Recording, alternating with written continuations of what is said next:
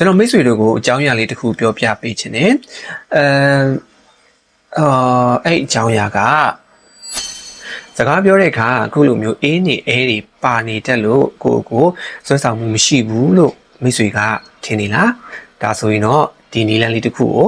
လိုက်လုပ်ကြည့်ပါဟုတ်ပါတယ်ကျွန်တော်တို့စကားပြောတဲ့အခါမှာကိုပြောတဲ့အကြောင်းအရာမေ့သွားလို့ပဲဖြစ်ဖြစ်ကိုပြောရမယ့်စကားလုံးရှာမတွေးတော့လို့ပဲဖြစ်ဖြစ်မေ့သွားလို့ပဲဖြစ်ဖြစ်ပေါ့လေအကြောင်းမျိုးမျိုးကြောင့်အခုလိုမျိုးဆိုပြီးတော့ပါတတ်ကြပါတယ်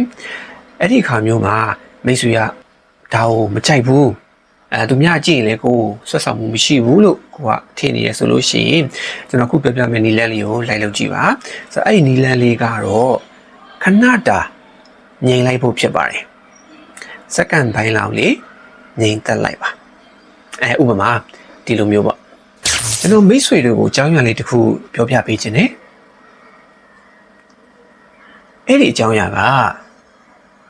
โอเคအဲ့လိုမျိုးငြိမ်သက်လိုက်ခြင်းအပြင်ဘယ်လိုမျိုးဖြစ်သွားစေလဲဆိုတော့တစ်ခုခုကိုအလေးအနက်ပြောရမယ့်ပုံစံမျိုးအရေးတကြီးပြောရမယ်ဆိုတဲ့ပုံစံမျိုးနဲ့ပရိသတ်ကိုထင်မြင်စေပါတယ်အဲကြောင့်မလို့ပရိသတ်ကလည်း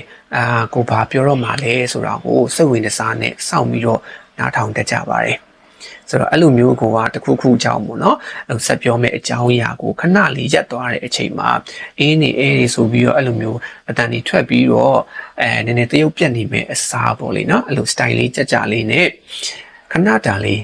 ငြိမ်လိုက်မယ်ဆိုလို့ရှိရင်ကိုယ်တိုင်ကလည်းတခုခုကိုအလေးနဲ့ပြောတော့မယ်ဆိုပြီးတော့ပရိသတ်ကိုအတန်ရှင်ပေးလိုက်တာပေါ့လေနော်ဆွဲဆောင်လိုက်တာပေါ့ဒီသဘောတက်ရောက်စေပါတယ်ဒါကြောင့်မလို့ဒီနည်းလမ်းလေးကိုတောင်းကြည့်ပါအဆင်ပြေဆိုလို့ရှိရင်လေ comment မှာလာပြီးတော့ဝေမျှပေးပါအောင်ဗျကျေးဇူးအများကြီးတင်ပါတယ်နောက်ထပ်ဗီဒီယိုတွေမှာလည်းအခုလိုအကျိုးရှိတဲ့အကြောင်းအရာတွေနဲ့ပြန်လာခဲ့ပါအောင်ပဲဗျ